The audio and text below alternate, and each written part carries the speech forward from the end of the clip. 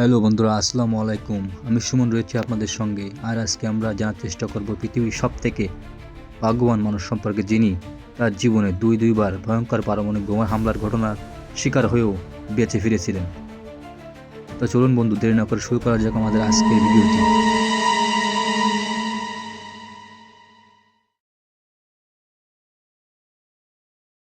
সালটা 1945, দ্বিতীয় বিশ্বযুদ্ধ চলছে।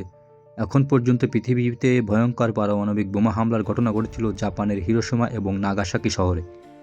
এই হামলা চালায় মার্কিন বাহিনী। ভয়াবহ এই বোমার কারণে প্রাণ হারায় লাখ লাখ মানুষ। তবে এই দুই শহরের দুটি বোমা হামলা থেকে বেঁচে ফেরেন একজন জাপানি। এক প্রতিবেদনে ভারতীয় সংবাদ মাধ্যম এনডিটিভি নিউজ এ তথ্য জানায়।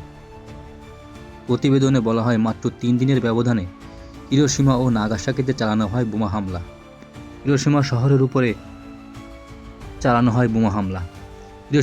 উপর লিটল বয় এবং নাগাসাকি শহরের উপর ফ্যাটম্যান নামের নিউক্লিয় বোমা ফেলা হয় এবং সেটি ফেলে যুক্তরাষ্ট্র। তবে এই আক্রমণ থেকে বেঁচে যান সুতোমো ইয়ামাগুচি নামে এক ব্যক্তি। দুটি হামলা থেকে তিনি অলৌকিকভাবে বেঁচে গিয়েছিলেন। 1945 সালের 6 আগস্ট হিরোশিমা শহরে যখন প্রথম বোমাটি ফেলা হয়, সেই সময় একটি ব্যবসায়িক সফরে শহরটিতে অবস্থান করছিলেন নৌ প্রকৌশলী ইয়ামাগুচি। 3 মাসের ওই সফরের মধ্যে 6 আগস্টই ছিল তার শেষ দিন। তাই হিরোশিমা ছেড়ে যাওয়ার প্রস্তুতি নিচ্ছিলেন তিনি। সেদিন সকাল 8:15টার দিকে ইয়ামাগুচি তার কোম্পানির শিপইয়ার্ডে পায়চারি করছিলেন। এমন সময় আকাশে একটি আমেরিকান বিমান থেকে প্যারাশুটের সঙ্গে সংযুক্ত একটি ছোট বস্তু ফেলে দিতে দেখেন তিনি। আর এক মুহূর্তের মধ্যেই আকাশ জুড়ে কুণ্ডলি পাকানো মাশরুম আকৃতির আগুন নজরে আসে তার। এই আগুনকে পরবর্তীতে তিনি ম্যাগনেসিয়ামের বিশাল একটি বৈদ্যুতিক ঝলকের সঙ্গে তুলনা করেছিলেন। ঘটনার তাৎক্ষণিক প্রতিক্রিয়ায় পাশের একটি খাদের মধ্যে ঝাঁপ দিয়েছিলেন ইয়ামাগুচি। কিন্তু পৃথিবীর প্রথম বিস্ফোরিত সেই পারমাণবিক বোমাটি শক ওয়েভ এত শক্তিশালী ছিল যে খাদের ভেতর থেকে তাকে উড়িয়ে একটু আলু ক্ষেতের মধ্যে নিয়ে ফেলে। জ্ঞান ফেরার পর ইয়ামাগুচি দেখতে পান চারপাশ অন্ধকার হয়ে আছে, এমনকি সকালের সূর্যটাও আর দেখা যাচ্ছে না।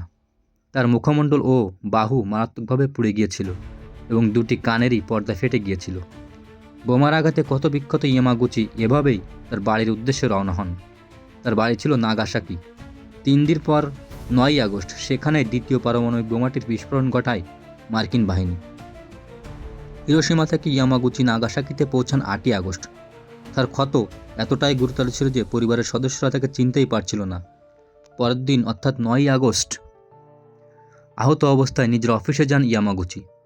অফিস থেকে তাকে হিরোশিমায় কী ঘটেছিল সেই বিষয়ে একটি প্রতিবেদন করতে বলা হয়। সেই ঘটনা চিন্তা করতে না করতেই কক্ষের বাইরে হঠাৎ উজ্জ্বল সাদা আলোর ঝলকানির মধ্য দিয়ে আরও একটি বিস্ফোরণ ঘটে। শক ওয়েভের মুহূর্তে এবারও ইয়ামাগুচি মেঝেতে লুটিয়ে পড়েন। শক ওয়েভে জানালার কাঁচগুলো চূর্ণ বিচূর্ণ হয়ে বাতাসে উড়ে যায়, এমনকি ইয়ামাগুচির শরীরের ব্যান্ডেজগুলোও পর্যন্ত উড়িয়ে নিয়ে যায়। এবারও তিনি ক্যান্সার সৃষ্টিকারী পারমাণবিক বোমার রেডিয়েশন দ্বারা আঘাতপ্রাপ্ত হন। রেডিয়েশনের প্রভাবে ক্যান্সারে আক্রান্ত হয়েছিলেন ইয়ামাগুচি। তবে ক্যান্সার নিয়েও তিনি দীর্ঘদিন বেঁচে ছিলেন। 2010 সালে পাকস্থলীর ক্যান্সারে 93 বছর বয়সে তার মৃত্যু হয়।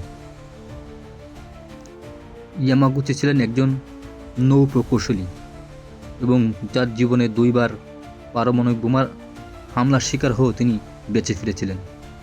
এখন পর্যন্ত পৃথিবীর সবথেকে ভাগ্যবান মানুষ বলতে গেলে তাকেই বলা যায়। তো বন্ধুরা, আজকে ভিডিওটি এই পর্যন্ত। আপনাদের যদি ভালো লাগে তাহলে অবশ্যই একটি লাইক, কমেন্ট এবং শেয়ার করবেন। এবং আপনি যদি এই চ্যানেলে নতুন হয়ে থাকেন তাহলে আমাদের চ্যানেলটি সাবস্ক্রাইব করে আমাদের সাপোর্ট করবেন। আপনারা ভালো থাকবেন, সুস্থ থাকবেন আশা করি। ধন্যবাদ সকলকে।